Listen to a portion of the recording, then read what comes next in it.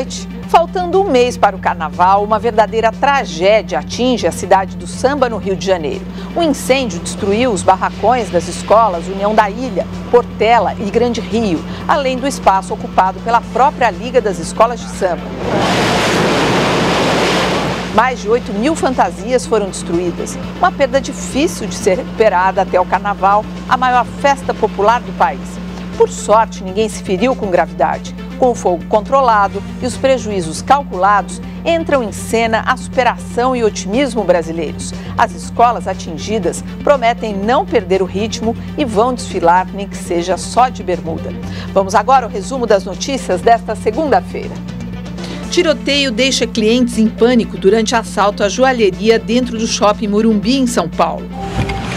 Ultimato ao presidente do Egito. Para a Irmandade Muçulmana, a única opção para Mubarak é a renúncia.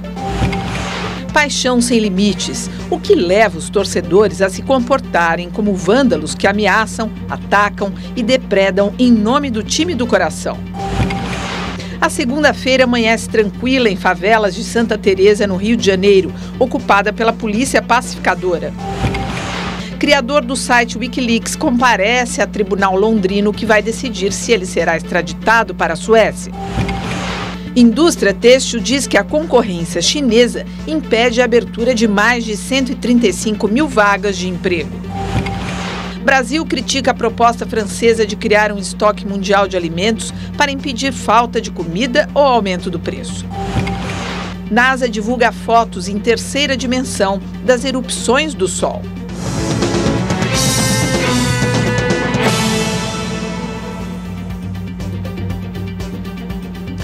Participam desta edição do Jornal da Cultura o historiador e professor da Universidade Federal de São Carlos, Marco Antônio Villa, e o advogado e conselheiro da Infraero, Ayrton Soares.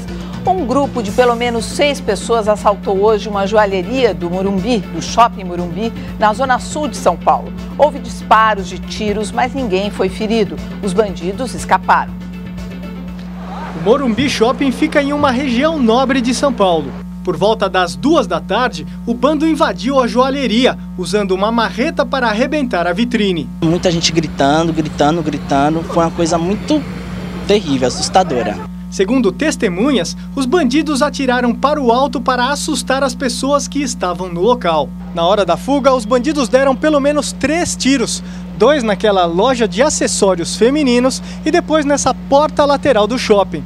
Ninguém ficou ferido. Essa moça disse que presenciou o momento em que uma refém foi levada. Ele foi andando com a refém e começou atirando. Foi atirando e andando com a refém. Os assaltantes usaram pelo menos 3 carros na fuga. Todos foram abandonados na região. A polícia faz buscas no Brooklyn, bairro onde fica a favela em que os bandidos, segundo a polícia, podem estar escondidos. Então eles trocaram de um Uno para um Civic, de um Civic para um Vectra e assim eles foram trocando de veículos. Os assaltos a joalherias e relojoarias dentro de shoppings de São Paulo se tornaram uma rotina. No ano passado foram 16 assaltos em praticamente todas as regiões da cidade. O que teve maior repercussão foi o da joalheria Tiffany's, no shopping Cidade Jardim, o mais luxuoso da capital paulista. Até agora, a polícia prendeu 22 acusados de participação, entre eles um adolescente. 8 pessoas ainda são procuradas. Olha, 19 assaltos em shoppings, né, em função das joalherias e tudo mais. Tem que se repensar essa questão de segurança nos shoppings? Essa questão de segurança é um dilema. Esses guardas que ficam no shopping nem sempre são guardas que têm a formação para ser vigilante, ou seja, um curso e a carteira do Ministério da Justiça, Polícia Federal. Sei. Muitos são contratados, ficam lá posando vigilantes, mas não têm nenhum conhecimento de como prevenir um assalto.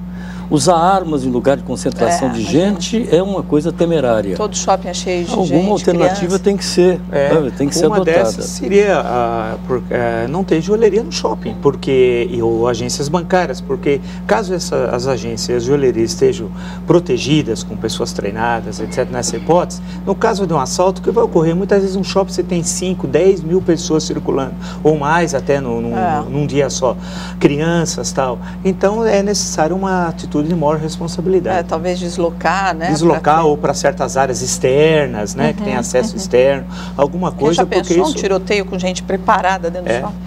Olha, as escolas de samba do Rio de Janeiro estão reunidas agora à noite para decidir de que forma ajudar as agremiações que perderam tudo no incêndio ocorrido hoje na cidade do samba. Os galpões da União da Ilha do Governador, Portela, da Grande Rio e da Liesa, que é a Liga Independente das Escolas de Samba, foram destruídos pelo fogo. Tudo isso há um mês do carnaval. As colunas de fumaça podiam ser vistas de longe. O incêndio na cidade do samba, na zona portuária do Rio, começou às 7 da manhã. Por ser um lugar que concentra uma grande quantidade de material inflamável, o fogo se alastrou rapidamente. Algumas paredes não resistiram ao calor das chamas. Ninguém se feriu gravemente. Na hora do incêndio, 7 pessoas estavam dentro da cidade do samba. Simon era um deles. Para escapar do fogo, ele teve que pular do 4º andar do galpão da Grande Rio. Peguei a chave, botei na fechadura, a chave quebrou, arrombei a porta ainda. Aí comecei a gritar, me deu aquele desespero. Aí eu me joguei do 4º andar em cima do carro, caí em cima do carro. A escola de samba Grande Rio foi a mais prejudicada. Calcula-se um prejuízo de 9 milhões de reais. Tudo pronto, finalizando já, fantasias prontas, carro pronto. É doloroso, é triste. Os galpões da Portela, da União da Ilha do Governador e da Liga Independente das Escolas de Samba também foram consumidos pelo fogo. Os presidentes das escolas acreditam que mais de 8.000 fantasias e alegorias foram queimadas. Com medo do avanço das chamas, muitos tiraram seus carros alegóricos de dentro do complexo. O trabalho de meses, perdido em poucas horas, fez muita gente entrar em desespero. 2 integrantes da Portela foram presos após invadirem o cordão de isolamento feito pela PM. Um foi preso por desacato e outro com uma grande quantidade de dinheiro. A confusão começou quando integrantes da escola tentaram entrar no galpão, porque teriam visto pessoas saindo com computadores do local. A causa do incêndio ainda está sendo investigada, mas quem trabalhava no local reclamou de falhas no sistema de combate ao fogo. Só tinha extintor pequeno, mas o de teto, que era o principal, para pelo menos diminuir, ou para dar uma ajuda, nenhum deles funcionando. O sistema preventivo A, a edificação é aprovada, é aprovada conforme as normas do Código de Segurança contra Incêndio e Pânico. Mas isso, por si só, não garante que não haverá incêndio. O governador do Rio, Sérgio Cabral, e o prefeito, Eduardo Paes, defenderam durante todo o dia que nenhuma escola seja rebaixada no Carnaval Carioca esse ano. Elas vão entrar na avenida de qualquer jeito. Minha sugestão é que a gente não tenha nenhuma escola caindo no Carnaval desse ano, né? Porque é muito difícil essas 3 escolas, elas não vão ter condições, por mais que se ajude, elas não vão ter capacidade de ter competitividade, né, nesse carnaval. Então a minha sugestão é essa. Agora quem decide isso é a Liesa. Só os coração que estão machucados, meu carnaval estava pronto. É isso aí. Uma fábrica de sonhos. É assim que se traduz a cidade do samba. O local foi criado para facilitar a vida das escolas de samba do Grupo Especial do Rio de Janeiro. Você sabe como é e como funciona esse grande complexo? O Jornal da Cultura explica. A ideia de juntar todas as escolas de samba num mesmo local é antiga. Foi idealizada pelos sambistas Ismael Silva, Cartola e Paulo da Portela. O sonho começou a sair do papel em 1999, com a criação do projeto. A Liga Independente das Escolas de Samba e a Prefeitura do Rio de Janeiro se juntaram para construir o complexo. A inauguração foi em setembro de 2005. O terreno de 130.000 metros quadrados fica bem pertinho do sambódromo, facilitando a vida dos integrantes das escolas de samba que não precisaram mais atravessar a cidade com seus carros alegóricos. No local funcionam ateliês de costura, marcenaria para montagem de carros alegóricos, escritórios e 21 oficinas ligadas à indústria do carnaval. Os cursos profissionalizantes são oferecidos para pessoas de comunidades carentes. A cidade do samba também atrai turistas. O espaço fica aberto o ano todo para visitação, além de promover shows das escolas de samba. Quer dizer, a ideia é boa, que não é a segurança. De novo, a gente está falando, não é? Ora, há de se louvar esse esforço, esse trabalho dessa comunidade toda, que gera empregos, que distribui renda, e que é um fato que mostra a pujança do povo brasileiro. Que toda vez, eu já tive no sambódromo várias vezes, E o estrangeiro, quando vê aquele espetáculo, ele fala, puxa, isso aqui é feito por brasileiros? Então é uma coisa importantíssima. Pois é, mas um lugar que tem tanto produto inflamável, tá? Você viu o rapaz ali falando do extintor? Quer dizer... Custou caríssimo a cidade do samba.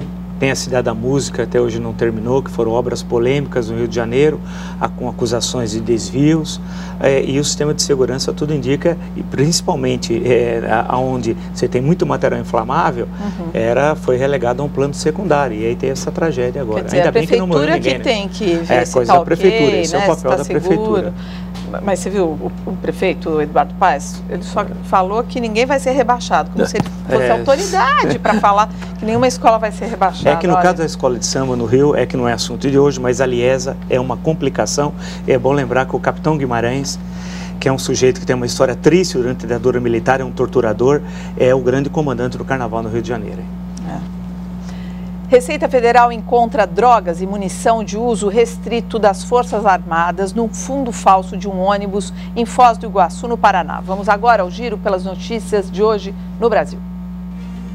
A carga foi encontrada em um ônibus particular que deixava a cidade. No fundo falso havia quase 12 mil balas de fuzil e cerca de 1.000 frascos de lança-perfume. O motorista do ônibus foi preso em flagrante e vai responder por contrabando e tráfico de drogas. Segundo a Receita, foi a maior apreensão de munição da fronteira Brasil-Paraguai. Estado e Prefeitura de São Paulo assinam um pacto de 683 milhões de reais. O convênio, anunciado hoje, durante a reunião de secretários estaduais e municipais, também tem participação do Banco Interamericano de Desenvolvimento. Os recursos serão investidos em educação, habitação, transporte e saneamento básico. Enterrado em Osasco, na Grande São Paulo, o corpo do jogador de futebol William Moraes, assassinado na madrugada de ontem em Belo Horizonte. William Moraes tinha 19 anos. Revelado nas categorias de base do Corinthians, estava emprestado ao América Mineiro. Ao sair de uma festa na madrugada de ontem, foi rendido e baleado nas costas por assaltantes. 3 suspeitos foram presos e, segundo a polícia, eles confessaram o crime. O custo dos alimentos no mundo voltou a ser um tema delicado entre os países que compõem o G20. No primeiro mês de 2011, a alta nos alimentos atingiu o maior índice dos últimos 20 anos. Uma situação que começa a gerar divergências entre a França e os maiores produtores mundiais de alimentos, o Brasil e os Estados Unidos. Veja por quê na reportagem de Jerônimo Moraes. De acordo com a FAO, Fundo das Nações Unidas para a Agricultura e Alimentação, a produção mundial de alimentos cresceu menos que a demanda, o que causou um impacto nos preços. A FAO calcula o índice de preço dos alimentos com base em uma tabela que inclui as principais commodities agrícolas. Em janeiro de 2011, os preços médios dos alimentos no mundo subiu 3,4% em relação a dezembro do ano passado. É o 7º mês consecutivo de alta e também o maior nível desde 1990. Os números provocaram preocupação, principalmente porque, segundo a ONU, quase 1 bilhão de pessoas no mundo são subnutridas. E o que se teme é que essa situação piore ainda mais nos países que já têm um déficit alimentar. A França propõe que seja criado um estoque regulador mundial de alimentos para conter a alta. Ele seria colocado no mercado toda vez que houvesse uma disparada dos preços. A proposta será apresentada pelo presidente francês, Nicolas Sarkozy, na reunião do G20, mês que vem em Paris. A ideia não agrada os maiores produtores mundiais de alimentos, Estados Unidos e Brasil. Hoje, o ministro da Agricultura, Wagner Rossi, se encontrou com representantes do setor de agronegócios. E o preço dos alimentos foi um dos temas. E o ministro se mostrou irritado com a proposta francesa. Enquanto os preços estiveram achatados durante décadas, nunca nenhum presidente francês ou outra autoridade europeia ou americana propôs uma garantia de preço para os produtores dos países em desenvolvimento. Agora que os países emergentes, entre os quais o Brasil, têm esse protagonismo produtivo, eles que destruíram sua agricultura, por quê? Porque mantém uma agricultura artificial, subsidiada, não é? Querem limitar os ganhos modestos do produtor brasileiro. Wagner Rossi culpou a especulação pela alta dos preços e mandou um recado ao mercado. Se houver especulação altista, nós poremos os estoques públicos à disposição da população para conter aumentos exagerados. Olha, a reportagem do Jerônimo mostra duas coisas. Uma é a subnutrição, a falta de comida e tal. E a outra é a guerra entre quem quer vender e quem quer manter o preço, né? São coisas diferentes. Exatamente. Uma coisa é o Brasil virou uma potência agrícola, tem agora a oportunidade, como em outros momentos, de aproveitar os bons preços internacionais, porque é graças a isso que você amplia a capacidade de importar, que é aumentando as exportações. Agora, o problema da agricultura europeia, o ministro até colocou bem, é uma agricultura que vive graças ao subsídio, porque ela não tem a mínima condição, por exemplo, de concorrer com a agricultura brasileira. Agora, o problema da África é uma outra história, especialmente da África negra. Até para o nosso telespectador acompanhar o raciocínio, Vila, quando o governo ele dá um subsídio para o agricultor dele lá local, ele consegue fazer com que o preço dele fique bem mais barato e muito mais competitivo que o nosso. E taxando também as mercadorias brasileiras, né? Então, aí você faz duas coisas, são dois tipos de subsídio, um diretamente ao produtor e outro taxando as mercadorias importadas, no caso as que vêm, por exemplo, do Brasil. Então, isso acaba prejudicando duplamente o Brasil. Agora, o caso da África Negra é uma outra situação em que envolve uma ação internacional, coletiva, e aí é uma outra questão que envolve governos, isso é outro problema. Né? Mas acho que a ideia do ministro, que ele falou um rompante, quer dizer, ter estoques reguladores aqui para evitar que essas altas de preço contaminem o mercado interno. Eu, sinceramente, cada vez que eu compro um produto derivado de soja, eu fico vendo, se nós somos os maiores produtores de soja do mundo, por que é que esse produto custa tão caro aqui no Brasil? Por que é que custa tão caro? Você encontra uma explicação? Não, a explicação é que é a especulação, é o tipo de comércio que fazem, são os interesses internacionais que regulam o mercado de soja. Agora, como fazer? O governo pode ter políticas para isso. O ministro falou em tom de ameaça. Vamos ver se ele fala sério sobre isso, em criar estoques reguladores que evitem que as altas dos alimentos do mercado internacional contaminem o processo produtivo brasileiro. Pronto. Olha, a crise no Egito, a Irmandade Muçulmana, maior grupo de oposição no país, exige que o presidente Hosni Mubarak renuncie imediatamente. E o governo oferece aumento de salários para tentar acalmar os opositores que permanecem acampados no centro do Cairo. No 14º dia de protestos, a multidão nas ruas não dá sinais de que vai desistir. As pessoas continuam exigindo a queda do governo e o início de um processo de abertura democrática. Na tentativa de conquistar a simpatia da oposição, o governo anunciou hoje um aumento de 15% nos salários do funcionalismo público e dos aposentados. Mas não adiantou. O número de pessoas acampadas na praça central do Cairo está aumentando. E elas deixam claro que pretendem permanecer lá por muito tempo. Hoje, a Irmandade Muçulmana, grupo mais organizado da oposição, deu um ultimato a Mubarak. Um porta-voz da organização afirmou que o presidente não tem outra opção senão responder ao apelo popular, anunciando sua renúncia. No Líbano, o líder do Hezbollah, grupo fundamentalista islâmico que tem amplo apoio no sul do país, Hassan Nasrallah, apoiou o levante popular no Egito. Ele disse que os mártires egípcios estão lutando pela restauração da dignidade do povo árabe. E na Tunísia, onde começou a revolta popular que se espalha pelo mundo árabe, o clima volta a ficar tenso após a morte de 2 manifestantes nas mãos da polícia.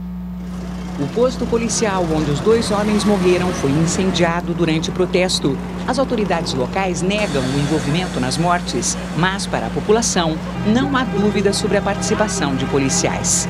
A cidade de Sidi Bouzid, na região central da Tunísia, é apontada como o berço da rebelião popular nos países do norte da África e Oriente Médio. Foi lá que, no dia 17 de dezembro, um jovem chamado Mohamed Bouazizi ateou fogo ao próprio corpo. Universitário e desempregado, ele vendia frutas para sobreviver. Cansado de ser achacado pela polícia, Bouazizi se imolou em frente à prefeitura local. Ele morreu no dia 4 de janeiro. 10 dias depois, o presidente Ben Ali fugiu do país. E os protestos que começaram pela morte de Mohamed se espalharam por toda a região, abalando antigas ditaduras. As rebeliões no mundo árabe chamam a atenção para a questão religiosa que influencia fortemente a política na região. Para quem não sabe exatamente o que é islamismo, fundamentalismo e outras expressões, o Jornal da Cultura explica.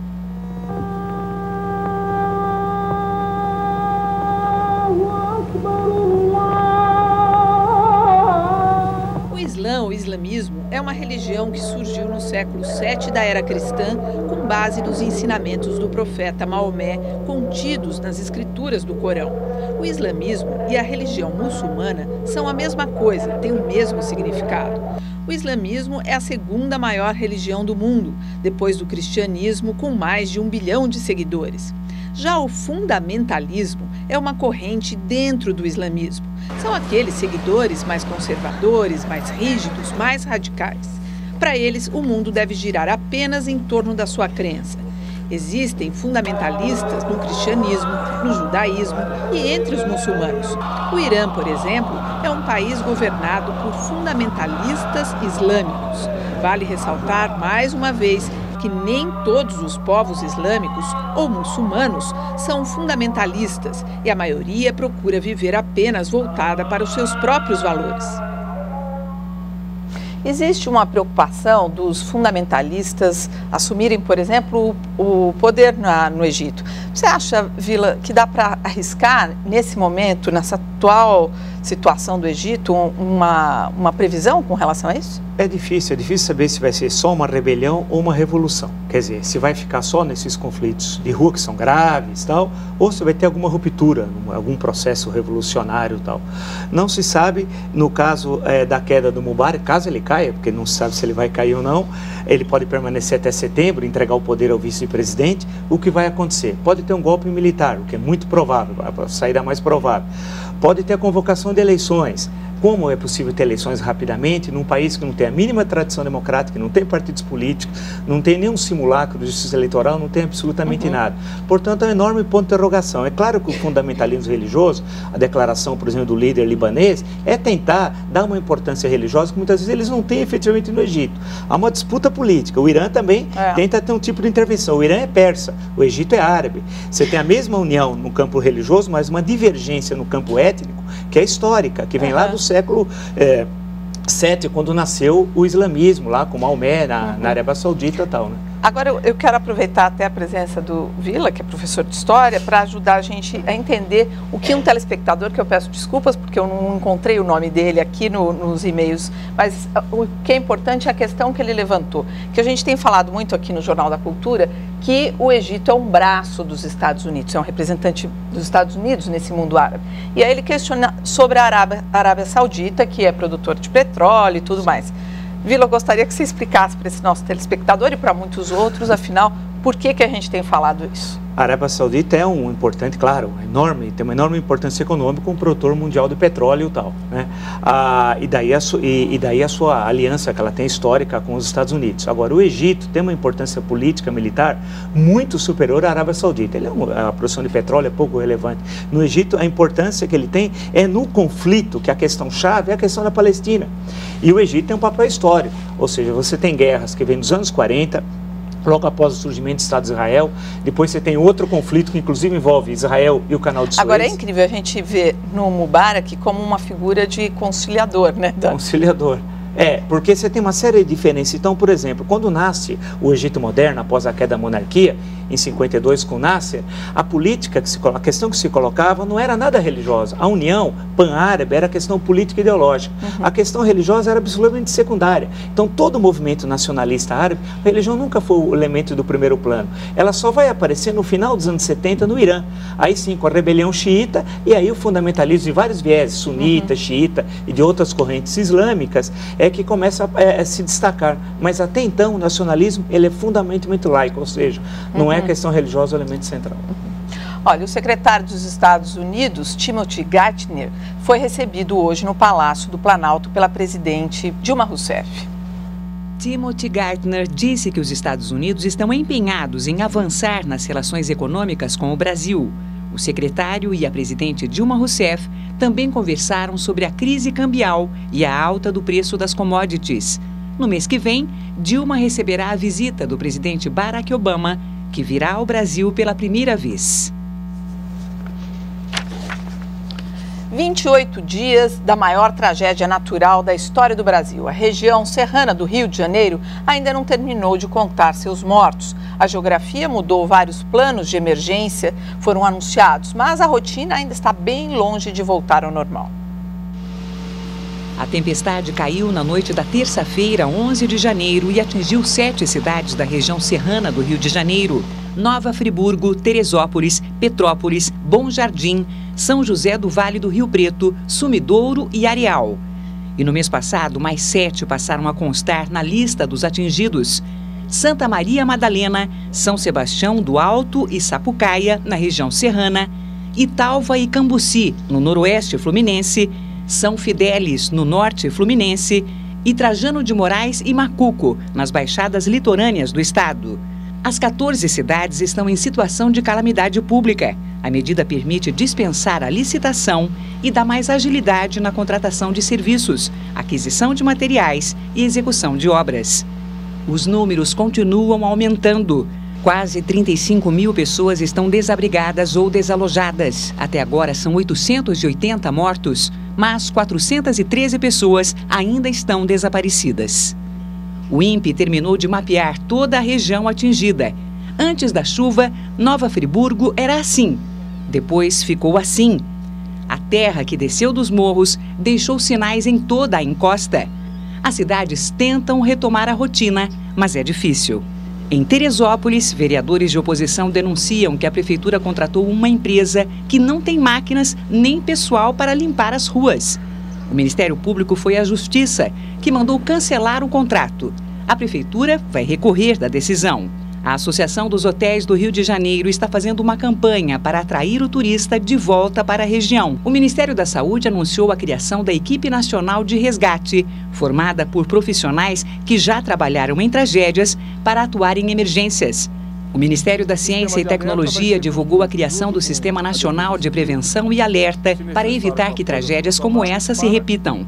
Em São Paulo, o mês de janeiro também trouxe problemas com deslizamentos e alagamentos. 23 pessoas morreram. 9.807 pessoas estão desabrigadas ou desalojadas. Ali a matéria falava sobre atrair turistas, não é? Eu acho que nesse momento o que é importante é atrair a atenção das pessoas do país inteiro, para que ninguém se esqueça dessa gente, né? Porque daqui a pouco ninguém vai ligar mais, as pessoas ficam anos aí morando nesses abrigos, aí saem das escolas, porque as escolas precisam voltar às aulas. Mas o Vila quer fazer aqui uma correção no nosso texto anterior, e ele falou: não quero ser chato e tal, mas seja chato, então, em nome da boa informação. Olha, o oposto à chuva é a seca, né? Então, se pensa, a seca é um desastre natural também. Então, nós temos grandes secas na história do Brasil, que a literatura, o cinema, a fotografia. Uma delas, a maior, a dos 3 setes, 1877 a 1879, morreu 500 mil pessoas, 4% da população brasileira. Quer dizer, então, se nós falamos de desastre natural, claro que é um grande desastre no Rio de Janeiro, tem de ser lembrado, evidente, como você destacou, porém, as secas, e até um departamento nacional só no Brasil para combater as secas, chama de NOx. A seca não se combate, se convive, né, com desastres da natureza. Então, as secas é o oposto das chuvas, e foram desastres naturais que morreram muito mais gente. Tá certo. Os materiais usados nas construções do Brasil são inadequados para as características naturais do país. Essa é a opinião de um engenheiro civil que acredita que a escolha de produtos mais leves poderia evitar muitos acidentes, como os deslizamentos. No canteiro de obras, uma cena conhecida nas grandes cidades. Uma construção sendo feita com cimento, tijolo, concreto. E o verde é substituído pelo cinza. Enquanto o uso de materiais pesados domina a construção de casas e edifícios, 80% da população brasileira vive sobre terrenos acidentados, com pouca proteção vegetal. Criou-se um hábito cultural que a casa tem que ser de concreto, com laje de concreto, com tudo de concreto. Então isso é um desastre ambiental, é um desastre para os bolsos do poder público, para os bolsos de cada morador. Para ele, a adoção de materiais mais leves, como a madeira, poderia fazer muita diferença. Madeira no pilar, nas vigas, no telhado, onde der para usar, usa madeira. E isso vai ter menor impacto na estabilidade da construção na implantação. A ideia foi usada nesta casa de alto padrão na zona sul de São Paulo. Por ter sido erguida sobre um morro, a madeira ocupou lugar de boa parte do concreto. Segundo o proprietário, que também foi o engenheiro responsável pela obra, ela é 60% mais leve do que uma casa construída com as técnicas tradicionais. Ela não tem impacto nenhum na paisagem também, né? Ela mantém a topografia da região e fica sobre o terreno, mas ela não precisa fazer terraplanagem, não precisa fazer muro de arrimo, que são as coisas que normalmente dão problema tanto de segurança quanto problema estético, de ocupação do espaço. Neste outro condomínio, as casas foram construídas com madeira e blocos de cerâmica. Ari Pérez diz que se elas tivessem apenas concreto, custariam o dobro do preço. Prejuízo para o bolso e para a natureza. O engenheiro nos acompanhou até uma área de risco de deslizamentos para mostrar que é possível diminuir muito a chance de tragédias como as que vimos neste ano no Rio de Janeiro e que se repetem ano após ano em várias regiões do país. Aqui na zona leste da cidade, no fim do ano passado, as fortes chuvas causaram deslizamento de terra. 20 casas desmoronaram e outras 25 foram interditadas. Então são vários erros. O erro de você não ter um projeto que já considere o terreno, que defina quais são os materiais que vão ser utilizados.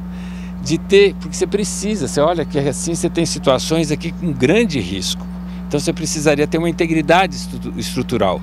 Aqui, ou em outras regiões da cidade, como o bairro de Vila Albertina, na zona norte paulistana, o cenário é o mesmo, casas sobre casas. Ari Pérez acredita que a construção em terrenos como este deveria sempre ter levado em conta o benefício do uso dos materiais mais leves. Materiais muito pesados numa região íngreme é um suicídio, né?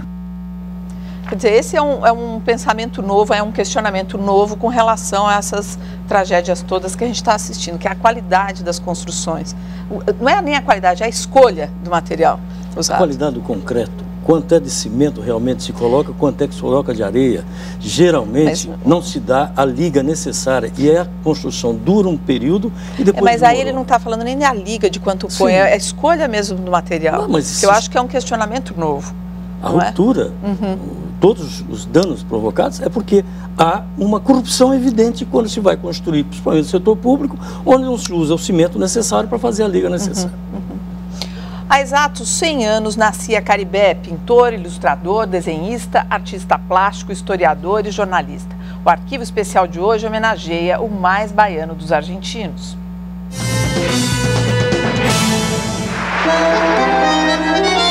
Héctor Julio Bernabó era filho de italiano e gaúcha. Nasceu na Argentina e foi morar no Rio, onde adotou o apelido de Caribé. Visitou a Bahia pela primeira vez para conhecer os lugares descritos nos livros de Jorge Amado. Gostou tanto que se mudou para Salvador e adotou o candomblé como religião. Artista figurativo, documentou o que gostava de ver e viver. Mergulhou nos ritos e no misticismo, que se tornaram sua principal fonte de inspiração. Nos anos 90, sua arte criou movimento em vinhetas para a TVE da Bahia. Valorizava as cores e a diversidade das culturas. Ficou conhecido como o pintor dos orixás, capoeiristas e mulatas sensuais. Amava o prazer do ócio, filosofia que partilhava com os amigos Caymmi e Jorge Amado. Morreu aos 86 anos. Maria Amélia, eu passei toda a noite sonhando. Maria Amélia, eu passei toda a noite pensando. Segredo da longevidade dele. A seguir, criador do site Wikileaks comparece a Tribunal de Londres, que vai decidir se ele será extraditado. Estudo mostra que 40% das empresas brasileiras são afetadas pela concorrência chinesa.